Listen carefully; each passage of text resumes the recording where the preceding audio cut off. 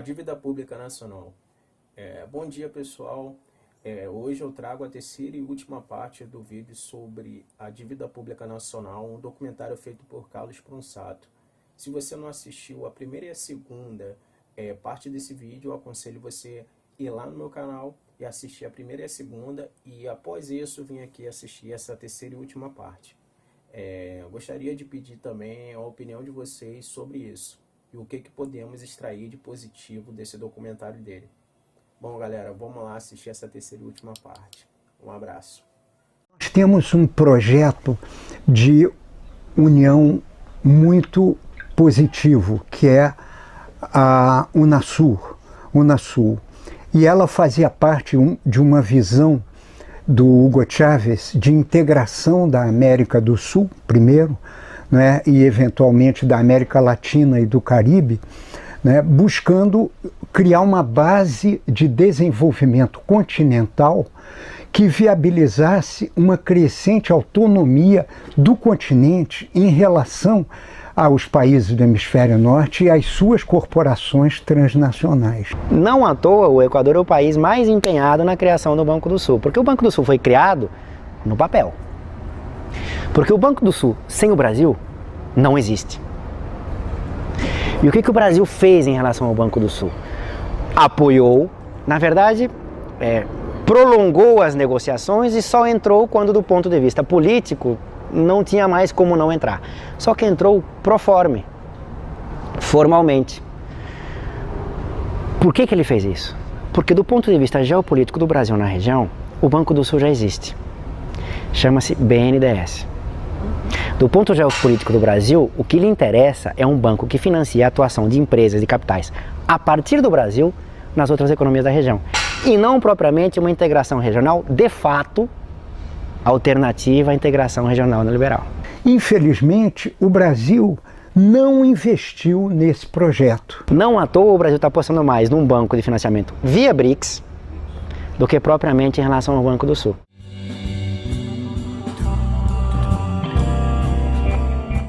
Mas nós estamos nos transformando numa nação ocupada pelo capital estrangeiro. Conseguiram colocar a ditadura do capital. Conseguiram. Não precisamos mais ter uma ditadura civil-militar, porque o povo está preso por algemas invisíveis, correntes invisíveis, essa dívida pública. Hoje em dia você não precisa de exército. Há um domínio puramente financeiro e econômico, e hoje essencialmente financeiro.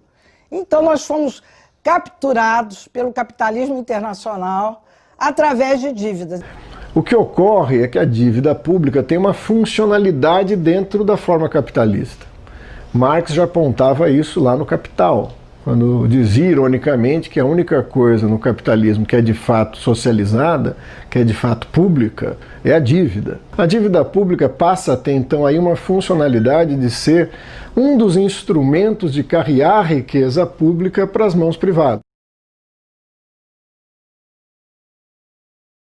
O crescimento da dívida pública é uma condição sine qua non para a expansão da especulação nos mercados financeiros, inclusive privados. O mercado internacional se articulou para impor, se impor no mundo através do mercado financeiro. Os bancos hoje, associados às grandes empresas, eles controlam o crédito e, portanto, definem o investimento nesse país. Cresceu muito a dívida interna, notadamente porque o Banco Central é completamente um feudo dos banqueiros.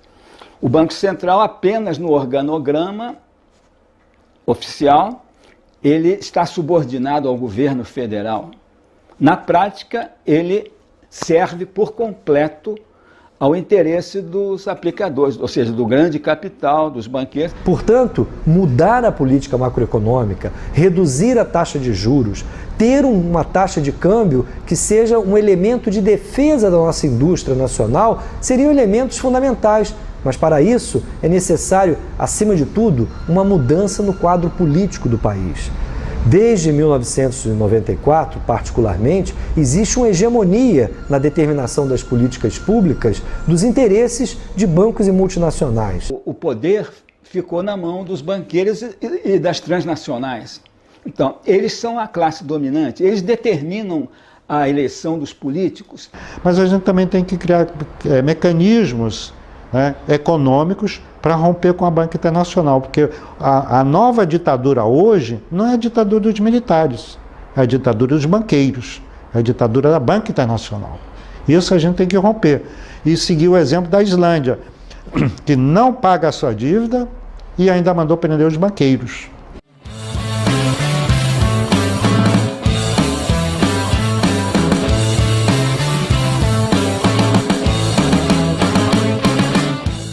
Sempre consideramos que a dívida é o principal mecanismo de dominação nas relações assimétricas norte-sul e também como um mecanismo de transferência líquida de riqueza para a burguesia. A gente percebe que as elites são impenetráveis, por mais que a gente pressione.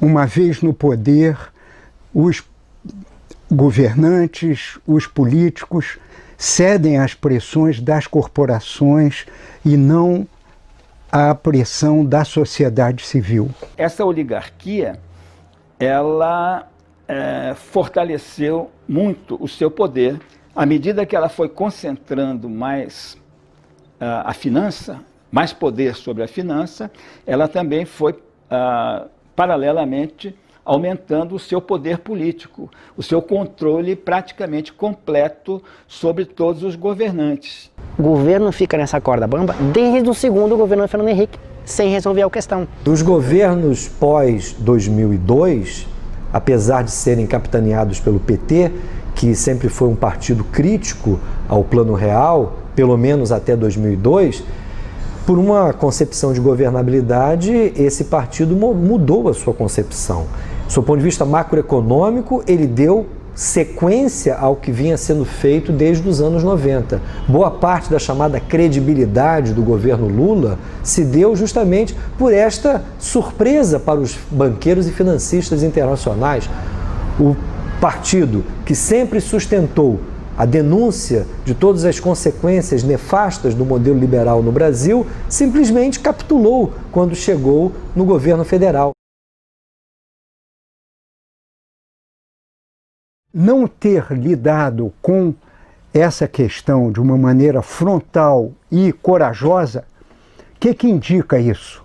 Indica que o tema do endividamento é tão importante para os países do norte, para os credores e para os bancos privados, que eles usam qualquer meio para ou ameaçar ou cooptar novos governos em relação a isso. E nós temos precedentes graves relacionados com uma política mais soberana de países da América Latina.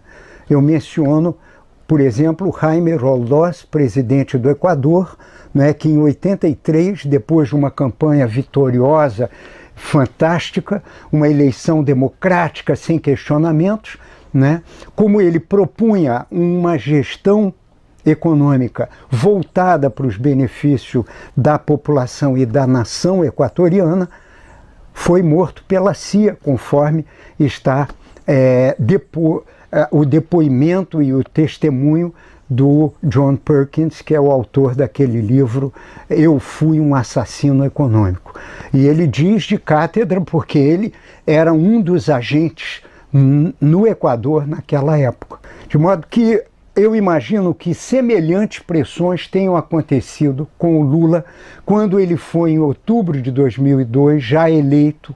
Ele foi a Washington e aí alguma coisa aconteceu que tudo mudou. Ele nomeou o Henrique Meirelles presidente do Banco Central, e o Henrique Meirelles era o presidente do Bank Boston, que era um dos credores do governo brasileiro. Portanto, inimaginável a gente ter um presidente de banco transnacional virando gestor do Banco Central, que é a chave, né, do sistema da gestão financeira do governo federal.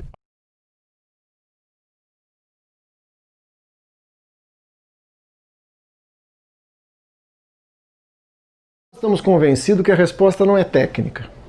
Né? Quer dizer, as condições para realizar uma moratória, uma auditoria na forma como nós acreditamos que seja necessária. E mais que isso, tirando as conclusões de uma auditoria dessa, as atitudes políticas a serem implementadas, isso não é tarefa de um Banco Central forte, de um ministro da Economia decente. Isso é tarefa de uma mudança profunda de correlação de forças na sociedade latino-americana e mundial. Esse fragmento de classe monopolista financeira tem um poder muito grande. Para contrapor a esse poder, é necessário, como dizia já o bom e velho Maquiavel, só o poder limita poder. É necessário que o povo, que os trabalhadores, que a classe trabalhadora constitua-se num poder para fazer valer sua vontade. Eleições com a presente estrutura econômica e midiática, né, com a concentração também da mídia e de tudo mais que há aí, não existe, a meu ver, chance alguma, nenhuma chance de reversão desse quadro, somente com um tipo de mobilização popular. Aquela manifestação de rua, grande parte daquela população que estava na rua não sabe o que acontece com o obediência público. E por conta disso, eles estavam reivindicando coisas no varejo. Quando o tema central, para mim, na minha visão, são dois. O primeiro é a dívida pública, o segundo é a democratização da mídia.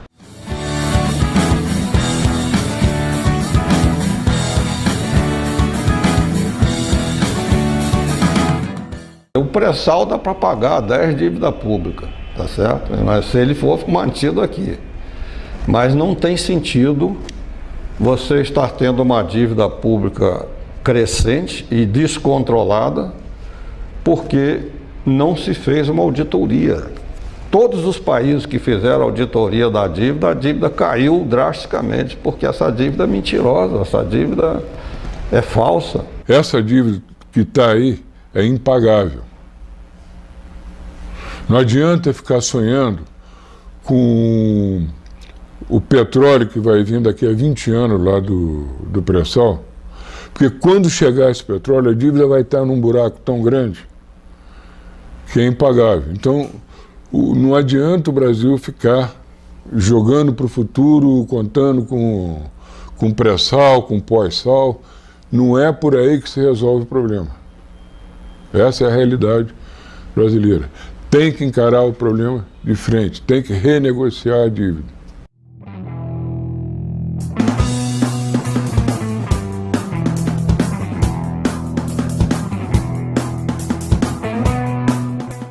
O tema da taxa de juros e o tema do superávit primário precisa ganhar as ruas para que a população tenha conhecimento. A dívida pública atualmente no Brasil é um tema que não é abordado, principalmente pela grande mídia. E por que não se fala disso? Por que não se diz para a população que o governo não pode dar serviços públicos porque tem que pagar o juro da dívida pública?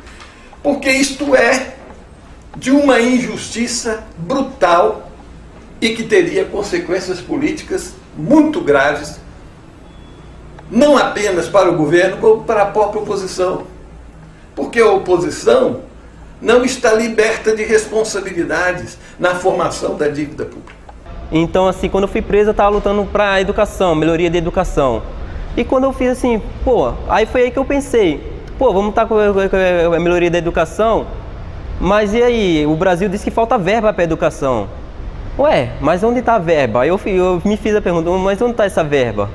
A gente não paga tanto imposto, mas onde está essa verba? A gente tem um PIB de 2,3 trilhões aí, né? Então, se um PIB tão alto, somos o 7º país de maior economia, né? Um país rico, como é que a gente não tem dinheiro para educação?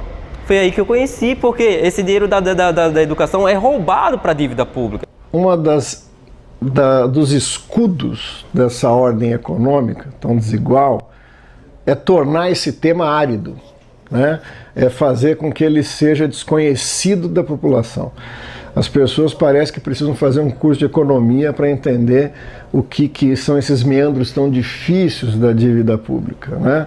O próprio sistema, ele coloca o tema como sendo muito difícil ele apresenta como sendo muito difícil para que a gente não tenha aprofundamento. Na realidade, eu não tenho nenhum conhecimento de economia, mas eu estou aqui conversando com você com algum conhecimento do que eu estou falando, porque eu li e porque eu adquiri essa informação. Só o despertar desse tema já é interessante. Se toda manifestação de rua tivesse esse tema em pauta, as assembleias populares tivessem esse tema em pauta, fazer palestras em escolas para os professores e para os alunos, tentar informar uma maior quantidade de pessoas, eu acho que aí poderia ter um maior empoderamento do povo mesmo, popular. Na construção dessa mobilização que vai permitir uma verdadeira saída deste problema, é preciso que cada um se sinta responsável. Nós queremos que haja realmente uma conscientização do público. E assim, isso é um trabalho de formiguinha. É na fila do ônibus, é na fila do banco, é na fila do mercado, é estar almoçando, é estar trabalhando, é conversando sobre isso. É muito importante que cada um de nós tenhamos algo assim, ó, nas mãos, ó. Um panfletinho desse aqui, em que fala dessa questão. Não é só sentar dentro de uma sala, né, e você falar sobre a auditoria. Você tem que invadir os movimentos. Seu movimento tem que crescer nacionalmente para que a gente possa pressionar o governo e para que haja, então, a auditoria, nos moldes de uma auditoria cidadã da dívida pública, ou seja, com a participação da sociedade civil.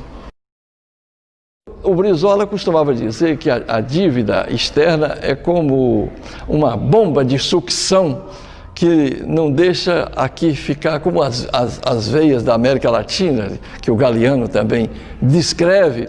Mas eu diria, o Brizola fala em bombas de sucção, eu diria que é um guincho que nós temos atrás das nossas costas, que quando a gente tenta correr, aí o guincho nos puxa. O governo tem que suspender o pagamento dos juros da dívida interna e botar esse dinheiro que é nosso. Ninguém autorizou. Eu não pago imposto sobre o leite, sobre a água, sobre qualquer coisa e digo para o governo, pegue esse meu dinheiro e pague juros. O tema é tão importante que se a sociedade brasileira não se mobiliza e não pressiona por uma nova política econômica e uma relacionada ao endividamento e uma nova política de gestão do orçamento público, nós vamos ao fracasso, nós vamos à bancarrota. Não é possível ter um modelo soberano, socialmente justo, com tanta sangria. Esse é um problema crucial para a independência do Brasil.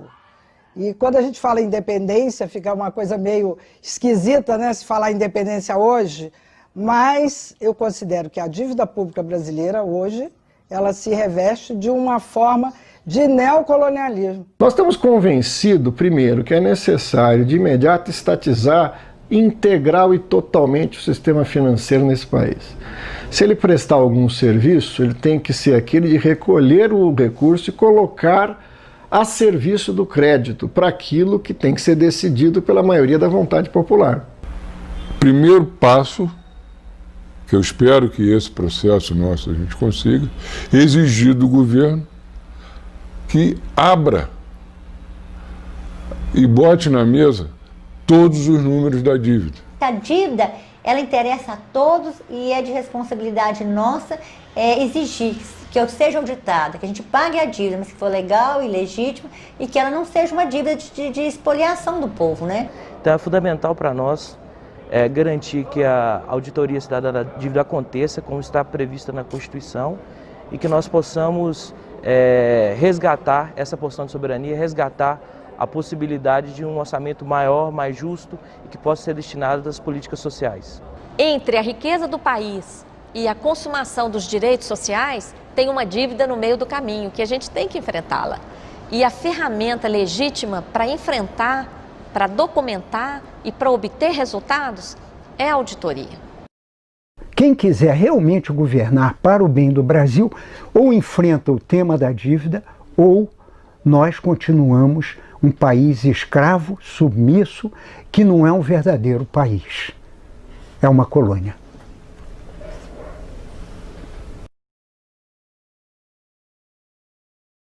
Nós somos, na verdade, perdoe o senhor, perdoe os telespectadores, os colegas que estão participando, nós somos uma colônia gigantesca.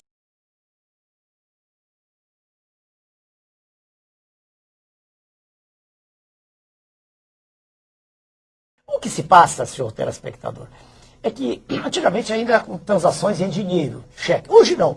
Hoje com o advento, né, e cada vez mais intenso das comunicações através dos computadores, quando se aperta um dedo, né, se põe o dedo numa tecla de computador, transferem-se fortunas de um país para outro, de um ponto para outro do planeta.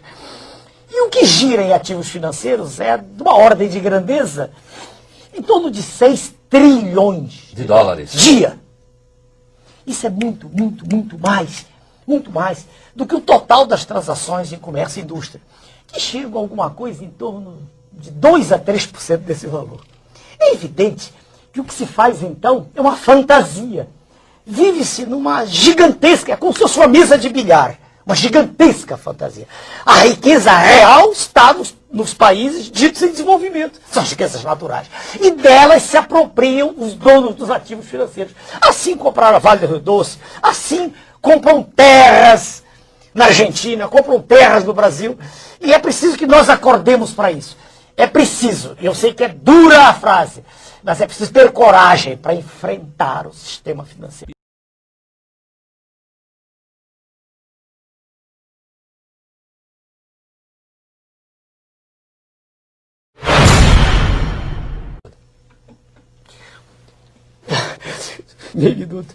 Veja, senhor telespectador, o nosso país é o mais rico do mundo, não é o mais pobre. Ele é o mais rico em água potável, em luz solar, com energia captada nas folhas, que pode ser utilizada, como eu acabei de mostrar. Né? O nosso país tem uma agricultura que é só estimular um pouquinho e ela produz, não há por que haver fome. Nós temos a maior riqueza mineral do planeta. A que o senhor atribui a situação de pobreza e miséria da população? Claro que é a má gestão. Claro que é ao fato de nós termos títeres governando o país, que são, na verdade, representantes legítimos de um poder monstruoso, que é o sistema financeiro internacional. A nossa proposta é lutar contra isso. É fazer com que o Brasil se coloque de pé e deixemos de ser colônia das multinacionais. O que iriam fazer sem liberdade? Lutareis? Eu não quero morrer, não! É isso? Não! Fugiremos! Para sobreviver! Sim! Lutem e talvez morram! Fujam e viverão! Ao menos por um tempo. Morram em suas camas daqui a alguns anos. Não valeria a pena trocar todos esses dias a partir de agora por uma chance, só uma chance, de vir aqui e dizer aos nossos inimigos que eles podem tirar nossas vidas, mas jamais irão tirar a nossa liberdade! Alma